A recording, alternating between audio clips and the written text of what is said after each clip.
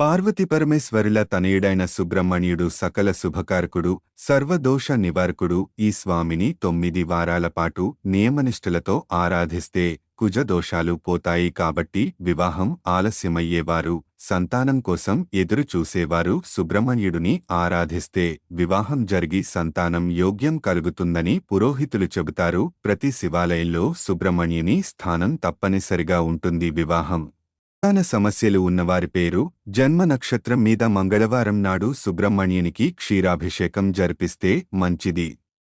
కుజగ్రహానికి ఎరుపు రంగు సంకేతం కాబట్టి సుబ్రహ్మణ్య స్వామికి ఎరుపు రంగు వస్త్రం, ఎర్రని పూలు, ఎర్ర చందనం, దానిమ్మ పండు వంటివి నైవేద్యంగా సమర్పిస్తే మంచిది. ఇలా 9 మంగళవారాలు జరిపించిన అనంతరం ఆషాఢమాసంలో వచ్చే కృత్తిక నక్షత్రం రోజున కాని, మార్గశిర శుద్ధ షష్ఠి రోజున శ్రీవల్లీ దేవసేన సమేత సుబ్రహ్మణ్య స్వామి